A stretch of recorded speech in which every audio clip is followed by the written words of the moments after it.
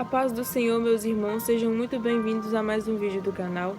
Hoje nós vamos falar sobre Mefibosete. Você conhece a história de Mefibosete? Sabe quem ele foi?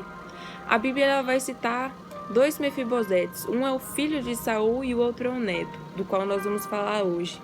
O nome Mefibosete, ele significa profeta da vergonha.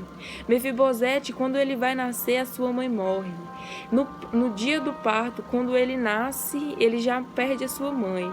E Mefibosete, então, ele vai crescer com um certo desprezo, com uma certa indiferença, com um certo sentimento de culpa por ter causado a morte de sua mãe.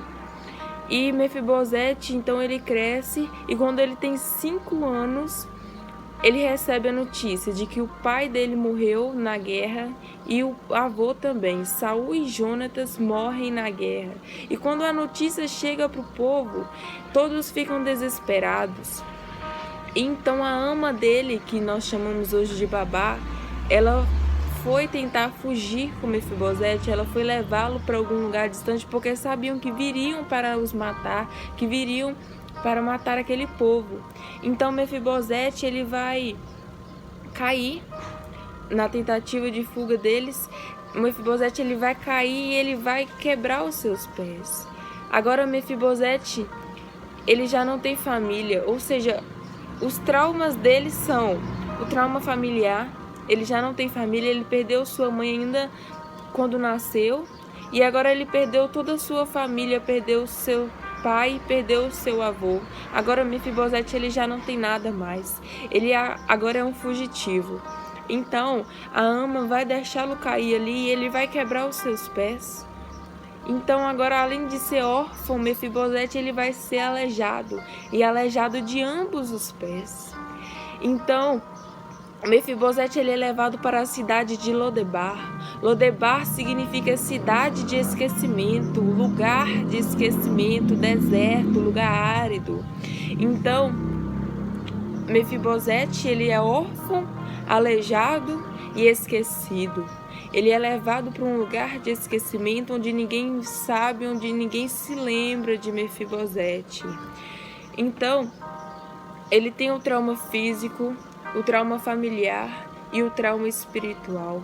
Aquela pessoa que tinha uma descendência real, aquela pessoa que tinha tudo para ser grande, para se tornar, quem sabe, até rei.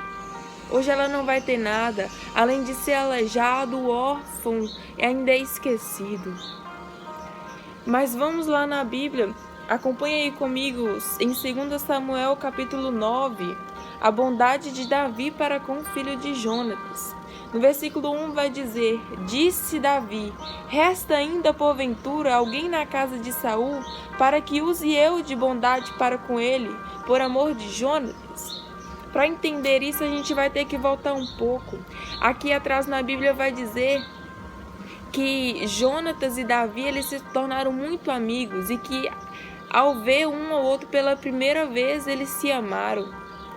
Então, várias vezes Saul vai mandar matar, ele vai procurar, vai caçar Davi para tentar matá-lo, porque Davi foi ungido o segundo rei de Israel, e então Saul achava que ele queria tomar o seu lugar e perseguia-o, queria matá-lo. E Jonatas era filho de Saul e defendia Davi. Ele amava Davi e ele sempre estava procurando proteger Davi e livrar Davi da morte, ajudar Davi a se esconder, a fugir de seu pai. E eles, dentre essa amizade aí, eles vão fazer um combinado, uma promessa em que se acontecesse algo com um deles, um seria com a família do outro. No caso de Jonatas, se ele morresse em uma batalha, como ele era um guerreiro, se acontecesse algo com ele, Davi seria para com a família dele. E aqui em 2 Samuel, no capítulo 9, Davi vai se lembrar, depois de muitos anos, depois que acontece isso, essa tragédia que Saul morre e Jonatas também, Davi, ele se torna rei logo mais. Isso é um assunto para a gente tratar em outro vídeo. Mas aí Davi, ele se torna rei e ele continua a reinar e ele não se lembra. Por um tempo ele se esquece de Mefibosete. Na verdade, talvez ele nem imaginasse que Mefibosete estivesse vivo. Então ele vai perguntar: existe alguém da casa de Saul para que eu use de bondade por amor de Jonatas? Porque ele se lembrou da promessa, ele se lembrou do combinado que ele fez com Jonatas. E como ele amava ele, ele queria honrar essa promessa, esse amor.